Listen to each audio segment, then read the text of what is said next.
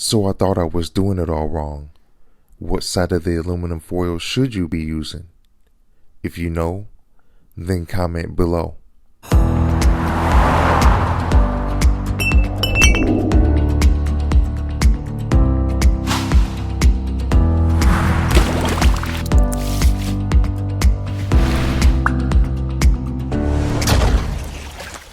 When it comes to using aluminum foil, are you sure that you're using it properly?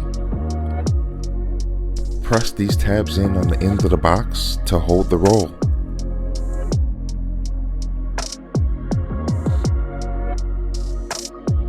So with the roll being held in by the tabs, it's a lot easier to rip off a cleaner sheet.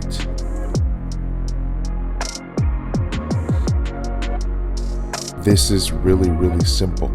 During the manufacturing process of the aluminum foil, when the roll is being coiled, the shiny part is actually the part that's rubbing against the roll. It has heat and friction, it gets shiny. The dull part is actually the part that's not touching anything, so it just gets coiled up. Alright guys, I know you guys really want to just get some facts in here, so there's another creator. Basically, he's answering the question whether or not we're supposed to be using the shiny or the dull side. Let's get it.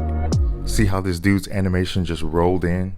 And he's got a super cool first name too. Okay, so to perform this test, I'll be heating up water in an oven preheated to 180 degrees centigrade, in a ramekin, wrapping it up in foil, heating it in the oven. And we can see the water has reached exactly the same temperature of 71 degrees centigrade, 160 degrees Fahrenheit. Which just goes to show, if you've ever been stuck on which side of the foil should be facing outwards, we can now prove it really doesn't matter.